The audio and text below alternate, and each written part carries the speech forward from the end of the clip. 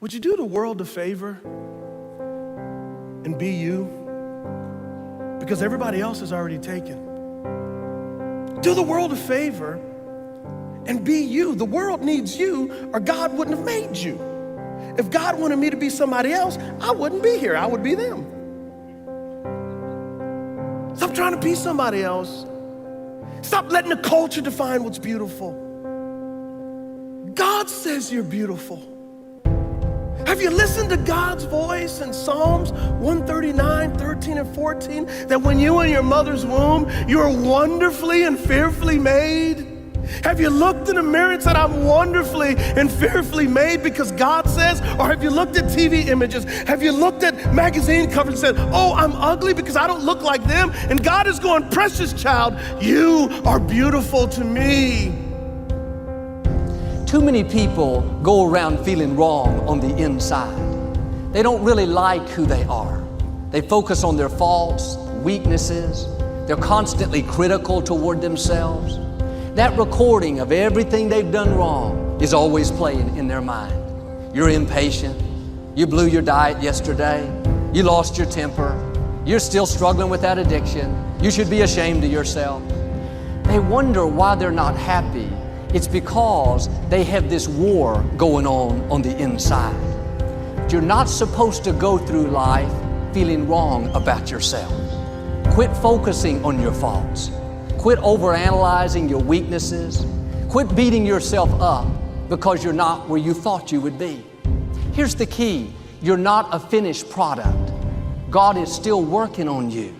The scripture says God changes us from glory to glory. You have to learn to enjoy the glory that you're in right now. You may have some weaknesses. We all do. There may be some areas where you know you need to improve, but being down on yourself is not going to help you do better. Having that nagging feeling, telling you don't measure up, God's not pleased with you, you'll never get it right, it's not going to help you move forward. You have to accept yourself right where you are, faults and all. God is the potter, we are the clay. He's the one making you and molding you. It may not be happening as fast as you would like, but you don't control the timetable. Will you trust Him in the process? Will you accept yourself in the glory that you're in right now? Don't go around being against yourself. You may have some things wrong with you, but can I tell you, you have a lot more right with you. You may have a long way to go, but if you look back, you'll see how far you've already come. Keep your flaws in perspective. Every person has something they're dealing with. When you are for yourself, you are in agreement with God. And some people have never once said, I like myself. I like my gifts. I like my personality. I like my looks. I'm happy with who God made me to be. If you don't like yourself in a healthy way, other people are not going to like you. You project what you believe on the inside. If you feel wrong about yourself, you project inferiority, unfriendliness, discontentment. I'm asking you to feel good about who you are. You may not be where you want to be, but you're on the way. God is changing you from glory to glory. Start enjoying the glory that you're in right now. You may have some weaknesses. We all do. Don't you dare go through life against yourself.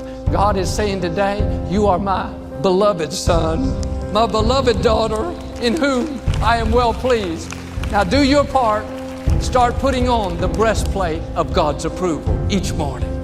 If you'll do this, I believe and declare every chain that's holding you back is being broken. God is going to keep making you and molding you. You're going to come up higher, overcome those obstacles, and become everything He's created you to be.